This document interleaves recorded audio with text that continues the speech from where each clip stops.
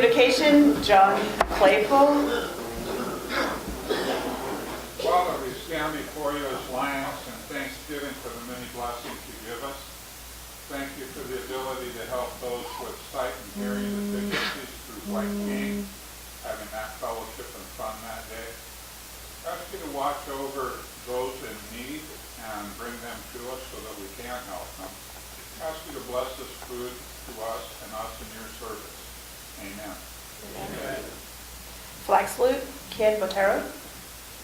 I pledge allegiance to the flag of the United States of America and to the republic for which it stands, one nation under God, indivisible, with liberty and justice for all. Song, Marilyn. Country is of thee, sweet land of liberty, of thee I sing. Land where my fathers died, land of thy pilgrim's pride, from every mountain side, let freedom ring. So, do we have any guests? Donna? President Cindy, fellow Lions and guests. Tom Colson, would you like to introduce your guest? Stand up. This is my brother Tom from Costa Rica. He's here to visit his mother from Barcelona. What's that? Oh, I'm not used to that. President Cindy. Yeah. So, and my guest.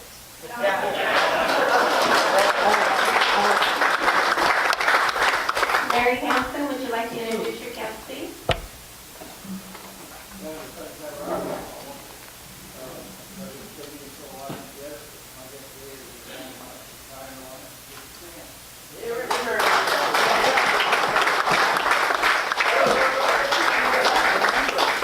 And Mikey, would you like to introduce your guest, please?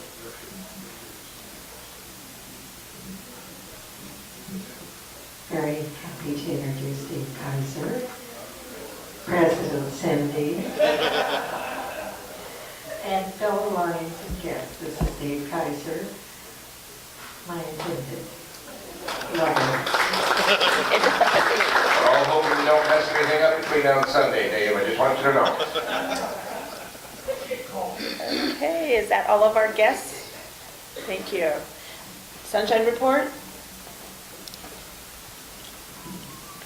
President Cindy, fellow Lions and guests, Gina Ramey's husband was in a motorcycle accident recently. He broke at least 3 ribs and he is leaving the hospital today. Wow, poor girl. I saw him yesterday morning. Yesterday afternoon. Yeah. Yeah. Oh my gosh. Okay, announcements. Darlene has an announcement.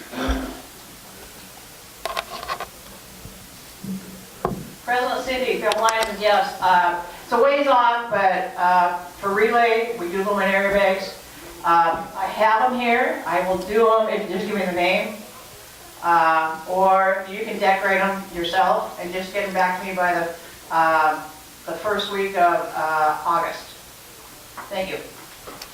Okay, and golf.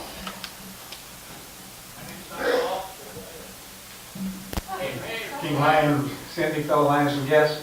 Yeah, golf tournament's coming up after Terry. the 4th of July. I realize it's jumping right into everything, but this is our busy season. So if you got a team or sponsors or want to do baskets or anything like that, we'll be glad to take your help. Thank you very much. Thanks, Terry. It's July 13th. It is July. We'll be on July 13th. Not today, but then at the golf. And then we're going to George.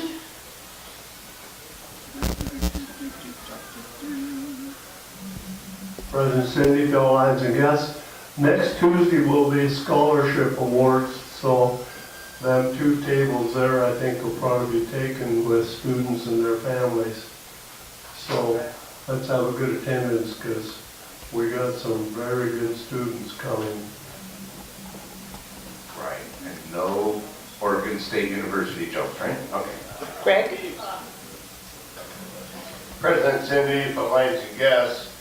Tomorrow evening is our Sight and Hearing Foundation monthly meeting. Anybody's welcome to come see what we do. 6:30 over at Canterbury Park. And for you newer members, Lions are known for supplying eye glasses and hearing aids for those that can't afford them. We have a separate foundation that takes care of that. We formed that about 7 years ago. Anyway, anybody is more than welcome to come see what we do, and you can even participate when we go through all of the applications. Last month we had 36 applications. I don't know what we've got this month. Marilyn? President Cindy, fellow Lions and guests, spring conference, the skit is on it's put together, ready to go, very simple skit. So last week I asked for hands to show who's going to want to be in that skit. And I could do that again today for those of you who are attending. Could you raise your hand? Let's see if I've got everybody written down. Up here, Ken, come, Steve, okay, Ken. You're doing it too, Ken, I know you are. So, Louie, are you going to be a prop man for me? Are you going to help? If you're not going to be in the skit. Anyway, could you maybe meet me for about 5 minutes after this club meeting? Let's meet back up here to the left where Steve's sitting, right in that area. What I have is some props for the skit, and I just need you to pick those out. And I'll go over the materials with you. It's really simple, easy for everyone. And what else? What did I say? Maybe a brief rehearsal at 4 o'clock on Friday, or we can make it 4:30. Is that too tight? Yeah, we have a couple of times for that. Okay. I'll review those. Okay, Cindy will. But anyway, they'll be on Friday evening. We have Steve. I know, I heard the brief too. President Cindy, Lions and Guests, I'll try to work on my jokes a little better. Because we've received so many new applicants and have quite a few new members, we need to declare an orientation. So we're going to do that, barring any disasters, next Thursday, the 24th of May at 6 o'clock at the shop. Thursday, May 24th, all new members, Red Badgers, please try to attend. And sponsors, yes. Thank you. 5:30. 24th, 6 o'clock. Oh, 6 o'clock. It's also good for I existing know. officers and incoming officers. Steve, is that 5:30 or 6? It was 6. 6 o'clock. 6 o'clock. 6 o'clock. Greg? See, a whole bunch of us going to that service for Bill Sari that night. Is that an evening service? Yeah. 4 o'clock. Oh, We may have to reschedule.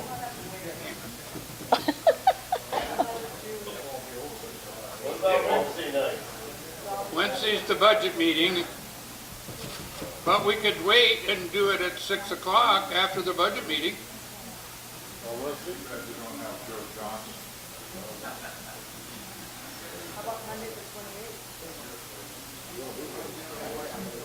That's Memorial Day, honey. yeah. All right, So if you could let us know. let's do it, make a decision now. Okay, we'll do it after the meeting and use your office? Yeah. Okay, we're going to do the orientation at the Columbia Security Office, and that will be after the budget meeting, so 6:30 probably?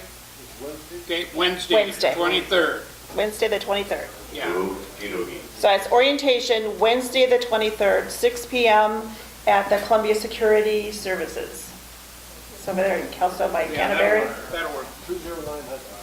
209 Hudson Street. Washington. Okay, and If you weren't Kathy, and I see that you're raising your hand, I was going to say there is an installation dinner coming up. Okay, you gotta do it.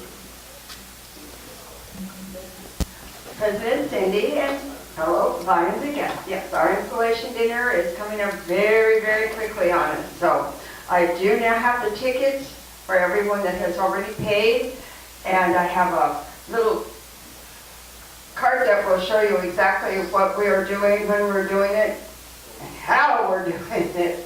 So if you have any questions, just come back and I'll send you to Cindy. Oh, no. We will confer with you. Thanks. Okay. It's June 2nd, Kelso Elks. It starts at 5 o'clock for social. There's steak and or some kind of chicken. Fish, salmon. Halibut. Salmon. Halibut? Halibut. Halibut. There's no question, it will be prime rib. And the theme is going to be the Roaring Twenties, and dinner starts at 6 o'clock, 7 o'clock. I think, no, dinner starts a little earlier, doesn't it? Anyway, 7 o'clock dancing. So the King Brothers will be there. 7:30. You have to have installation. And the cost. It's $35 a dinner.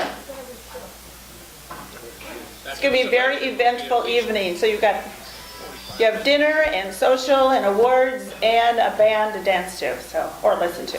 Yes, Greg? What's for dessert? Jim Reineke is the only one that's old enough around here to know what happened in the 20s. I don't know.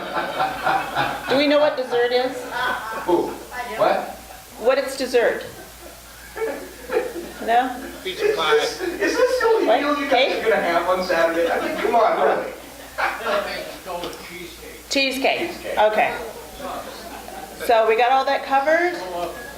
And now we're going to cover the spring conference. That's this Thursday, Friday, Saturday. And I added Thursday in there because our group is going to be putting together goodie bags for the convention. So that starts at 5 o'clock at the Polo Room at the Red Lion. And we're going to have kind of a social night. So bring a snack to eat on and come help and be social. Now Friday, there's no dinner for the convention. So we'll be meeting at the Red Lion at the Seafood Grill, something grill, at the Red Lion at 5 o'clock. 6 o'clock we'll go up to the room, have a social hour, and then the fun night starts at 7 o'clock, and the fun room will be open after that. And at 5 o'clock, we are going to practice the skit. 4. On Thursday? 5. Friday's at 4. I'm playing with my grandkids in the swimming pool. I invited them up. Okay, so no skit on Thursday. Friday is the skit, 4 o'clock at the Polar Room. What? Friday, 4 o'clock? Yeah, that's what you shared? Yeah. Is that good? Okay. Does everybody have that?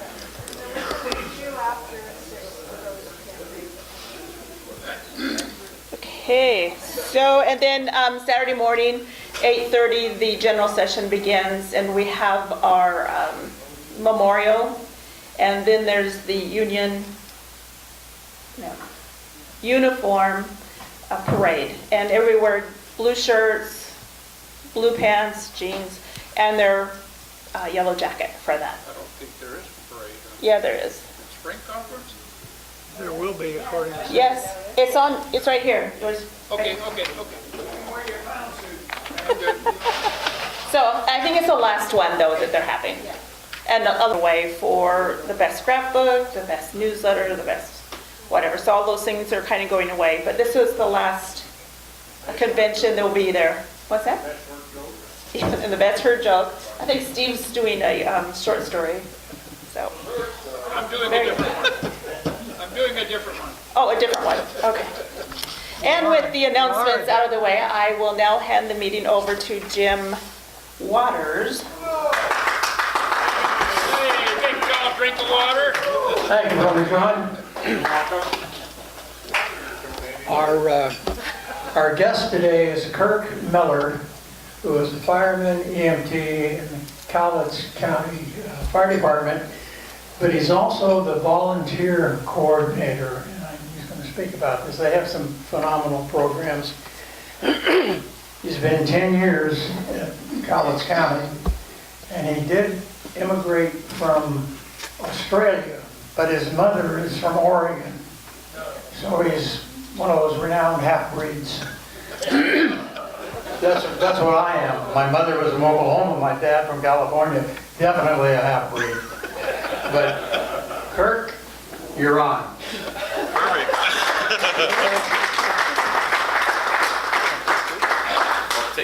Thank you very much for having me. I'm going to talk a little bit about our fire science program that not many people know about, or some people do, but haven't got all the information about that. So I'm going to sort of step over near the computer a little bit because I'm going to need some of that help later on. And I'll try and do all this stuff correctly. Yeah, my name's Kirk Meller. I work as a volunteer coordinator for Cowlitz 2 Fire and Rescue. I sometimes speak a little fast, but that's just because I'm Australian and I get nervous. So I'm going to keep moving over this direction a little bit. We have a fire science program that's opened up to all of the high school programs or juniors and seniors inside of the Longview, Kelso area. Basically anywhere inside Cowlitz County. So I'm just going to go over that a little bit as we go through if I turn this on. So. Turning off the alarm. All of your alarms are turned off. Turn off the alarms. I started as a volunteer with Cowlitz 2 Fire and Rescue in 2008, so I'm just coming up to my 10 years now. It was just a brief history about me. I started part-time in 2010 after being an intern for a while. I now work as a volunteer coordinator, working with the high school program, as well as anything for the volunteers that are needed for training, Wednesday night drills, anything that happens with volunteers sort of falls under my realm. I'm currently certified as an IFSAC Instructor 1, IFSAC Firefighter 2. They're sort of like the state standards for firefighting for inside the state of Washington. Wildland Firefighter 1, which we go out and do wildland fires as well. And also work as a career and technical education instructor for the fire science program, which I'm going to talk a little bit about here. And then we have other instructors that fill in for our fire science program on the side because they're subject matter experts. I'm not great at forcing doors and breaking through everything. There's some guys that really get really excited about breaking into doors and doing that. That's part of their role, so I'll bring some subject matter experts to come in to try and teach any part of the fire science program that I'm not the best at. We have fire investigators that love playing with fire and sort of figuring out how fire started. If I need to, I'll bring some of those people in as well to try and teach the class about that. Just a quick program overview. The program is run through Kelso High School. It's open up to any Cowlitz County school. So we have sometimes students from Woodland, Tootle, Castle Rock, basically anywhere that students want to come and take the program. It's a year-long program, so it starts in the beginning of the year and goes the whole way through. It's a bit of a weird schedule with Kelso High because they go through trimesters, where every other school district goes through quarters. So we follow a Kelso school district schedule so we can try and all be on one page. The students need to either be a junior or a senior. Just to state laws, we've got certain things that we can and can't do, so it's easier if they're a junior or senior. So if you've got a junior or senior or a sophomore or freshman that you know that wants to take part in a really good program, come let me know and I can hand out business cards and get them into the program as well. The classes run Monday, Tuesday, Wednesday, Friday from 7:30 in the morning till 9:20. It was a little bit different last year. We're sort of flipping it around a little bit to work with Longview School District's time schedule as well. It's located at 701 Vine Street, which is Cowlitz 2 headquarters. It's an off-campus class, so the kids actually have a really good time where they're not in their regular school, even though we still follow the school rules and regulations. We are off-campus, so they have a little bit more freedom and relaxation in a different classroom environment. Typically, it's a college-level class that we're teaching. So this is getting students prepared if they want to go into the fire field or being an EMT or any type of emergency management later on. It's a good class to be involved in.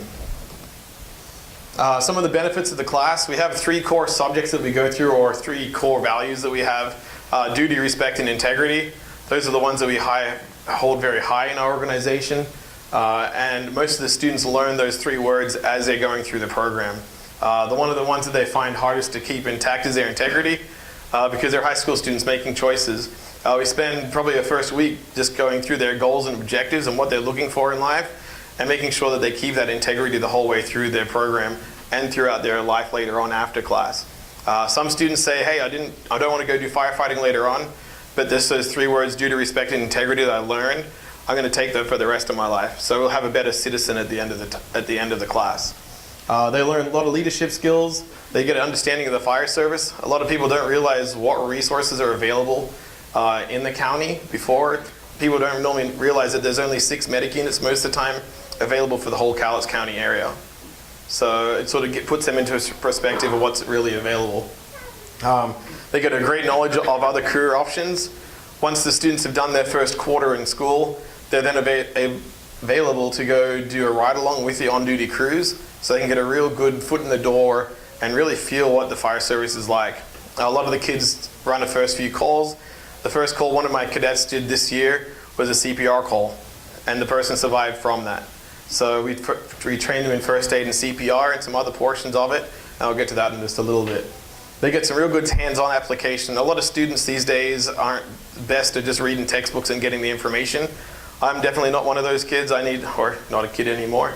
But I'm definitely not a person that needs some hands-on, some activity to be outside the classroom and not stuck indoors trying to read by a textbook or by a computer. This offers them a huge opportunity to actually go out and do throwing ladders, giving them some life skills that they don't typically get inside the classroom.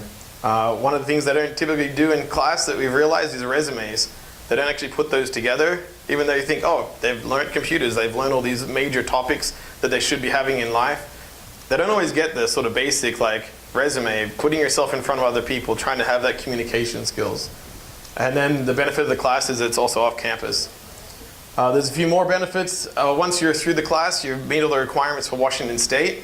You're able to go start volunteering at different agencies. Currently with our agency, out of our 60 volunteers, 20 of them have actually come up through the high school program and stayed with us. We have some volunteers that have been with us for about 15 years, which is sort of like the long term for most volunteer agencies. As you might realize, it's hard to try and hold on to the volunteers. So if we can get them when they're young, we can only hold on to them for quite some time. They end up being a positive role model in class. They end up having to stand in front of people and do presentations, so they actually get to feel for how to talk with people and have communication skills later on. It saves people's lives. We've literally had one of our cadets learn CPR. 2 weeks later, he ended up doing CPR on his dad, and his dad's alive because of the skills and stuff that we learned. So it's pretty special for some of the stuff we get to do. And then obviously people like people in uniform. So they get a feeling of being in uniform, taking pride and ownership in what they have, and going from there. So some of the certifications that they get as they come out of a fire science class, they end up getting incident command system, which is basically an understanding of how the fire service works on a national level, not just at our own station, but on a national level. Previously, when we've had flooding and winter storms and stuff like that, we rely a lot on high school kids to jump in and to do some of that grunt work. We're filling sandbags and jumping in and doing stuff. The Brook Hollow RV Park was saved in 2012 from students that ended up sandbagging and supporting the dike along that system when we had major flooding going through there. So they do play a critical factor into some of the emergency response that we have. They end up coming out with Wildland Firefighter 2 training, so if they want to go out and do wildland with DNR, Department of Natural Resources, or any other facility, they're able to do that. They also get live fire training. We just spent 3 days with the high school cadets, which Jim's grandson is also a cadet at the moment and talks highly of the program. So I'll show you some pictures of what they've been up to the last few days as they do that. They also train in first aid CPR. And they also meet the requirements for Washington State. So they can go anywhere inside Washington State and become a volunteer firefighter with any agency. And all we have to do is transfer their records over, catch up on a few department-specific questions and stuff that they have, and then they're ready to go. Flare is what we call is a 3-day trip. The students think it's the best, worst week of their lives. We take them for basic. We leave on a Wednesday morning and we come back on a Friday night.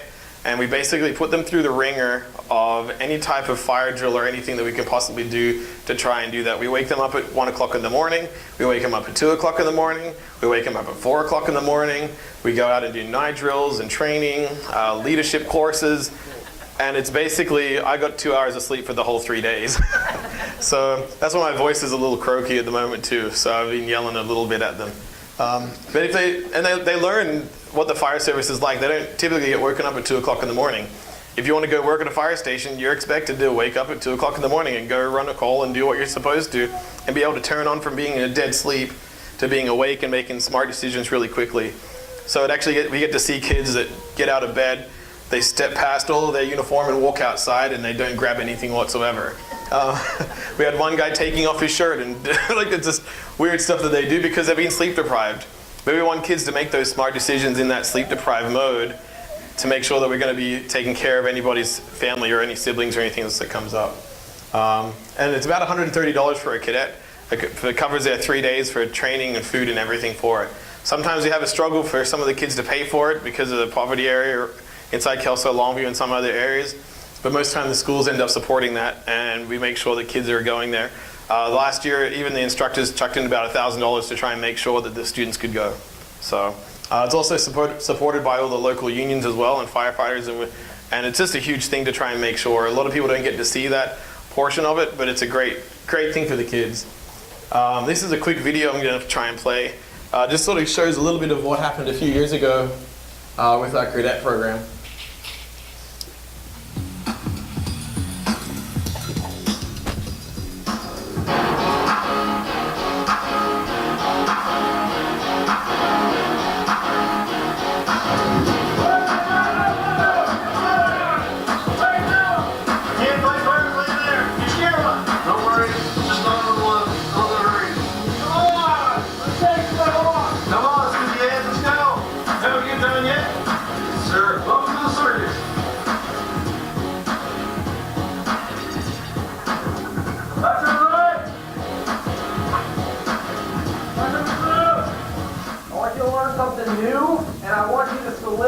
Things that you already knew on paper, but you don't truly understand about teamwork and different drills until it's Podar 30 and you have to do it for the first time as a crew. There's certain things you're not going to learn until you have that experience, and that's why we have MERT.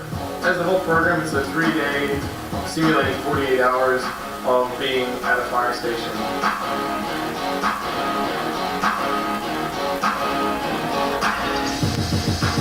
Your goal is to communicate with each other. You're going to be on air. You're going to be looking for the victims that are right there. Get to it.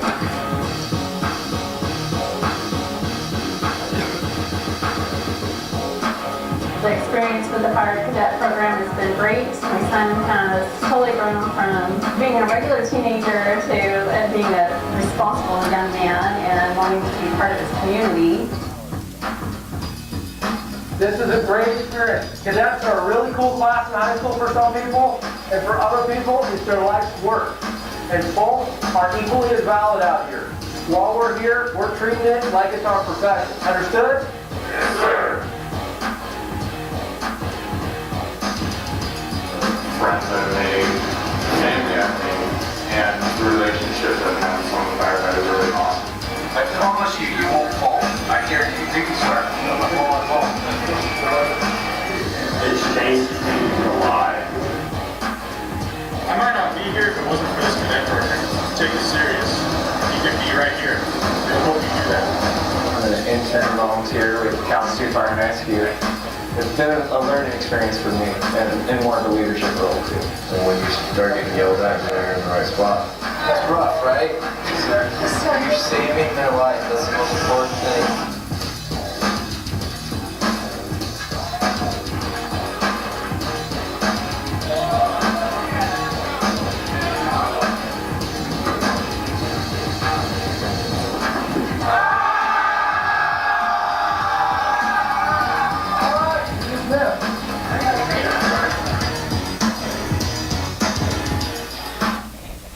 And that's what we end up showing to most of our high school students or people that are interested in the program.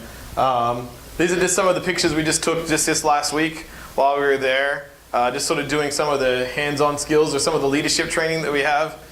This is Tyler, just right here, just falling on his back, just to put that out for you, Mr. Waters. So. And then just some communication skills. A lot of students communicate by phones these days. They don't really know how to have a one-on-one conversation with someone that actually gets good information out of them. So we make them talk via radio for most of the time that they're there. So they struggle a lot with communication skills when you're not got a cell phone and get that information straight away. We give them blindfolds and make them try and set up tents as a group. We give them Legos and then try and give each individual person a different task to try and complete. One task could be, I don't want any red blocks in this row, or I don't want to have this, don't let this task get completed. They get a whole bunch of different assignments to try and do, but they really get to work together as a team without any communication and get to figure out what that person's main goal is to try and do as a task to get it completed totally. They get some basic EMS skills as well, just backboarding a patient and transporting them. Doing night drills. This is out at Camp Riley, which is out in Warrington, a military base there. We basically take them out on a bus into this military town that they have and run them through night drills, smoking up a prop, making so they can't see their hand in front of their face, and searching through areas to do that. This is a water ball. It's a competition where they have a little red buoy in the middle where they try and fire it with their hose lines back and forth. It gives them some good control on how to use a nozzle, how to work as a group, because if you can't see in here, but then normally there's a team of 5. There's 3 guys at the back that are trying to make sure that their hose stays nice and straight so there's no kinks in it. And they work together as a team. The best people that are actually good at this is the people that are at the back, not the people that are at the nozzle, because they're making sure there's no kinks in the hose at the back. They do extrication. A lot of Genesis, which is an extrication company, ends up bringing us a vehicle that's full of extrication tools that they can use. So they're using state-of-the-art equipment. These things here typically you're running about $40,000 for a set of equipment. They brought us 10 sets to go use on cut-up cars and do stuff. So we got a lot of stuff donated because they realize how valuable the program is for us. They go through extrication training. This is a picture just of last week of the students that were there. And then they also are going through, they got a presentation by a gentleman named Kevin Shea, who is a New York firefighter. He came from Montana, came to him and spoke with them for 2 hours and just had a great time with them. Some of the cadets ended up doing a New York trip where they go to New York, go through 9/11, go through all the stuff, because most of the kids are born in the 2000 range, so they never knew anything about it. So they get a huge eye-opening as they're gone to travel and do that sort of stuff. The cool part is Kevin Shea was a New York firefighter. They went through some of the stations that he worked and were able to really relate with the kids to try and bring them some information and stuff about the fire service as well. They would have talked to him for hours if they had the chance, but unfortunately we only had a short time frame. He's going to come back next year and actually speak to him for about 5 hours and let them just talk and divulge a whole bunch of information with that. Suburban Propane helps out a lot. They provide all the propane for us. These guys go through a ton of propane. And then there's some push-ups that the kids do. We have the parents come down, they get a quick tour, and sort of go from there. Any questions or anything else? Because I probably used up most of my time. So, yeah. Go ahead. What's the total number of students? This year we had 60 students because we combined with Clark County Fire and Rescue. In my program this year we have 12 students, which is a little on the low side. Typically we've had up to 50, so it depends if the program can fluctuate depending if kids want to take the class or not. We had 60 kids this year go to the live fire training and do that. We combined with Clark County Fire and Rescue and their cadet programs to give them the best experience that they can. 30 seconds or less. What's the advantage or disadvantage?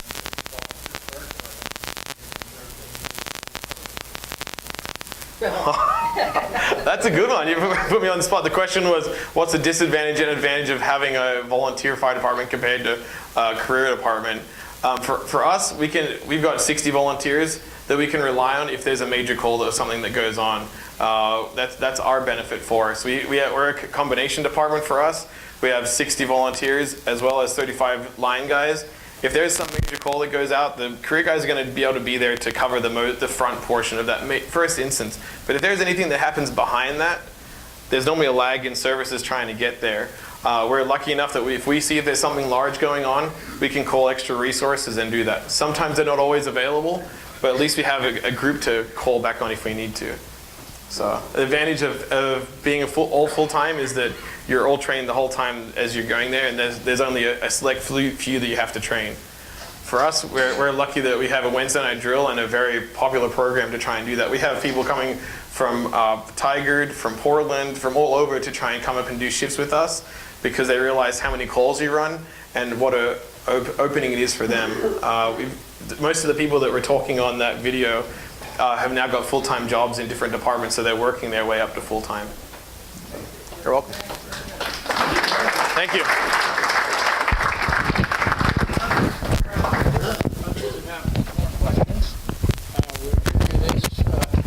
Log and an application for membership. If you need that mug to put out small fires, it's a multi-purpose operation. Well, thank you very much. Thank you very much. Thank you very much. I think he's enthusiastic. You ought to hear my grandson. No pride. Thank you. Okay, we have a blue ticket. 788-540. Right up here. So I will restate the dates for the spring convention. Thursday night we're doing goodie bags starting at 5 o'clock. Come and be social, bring a snack.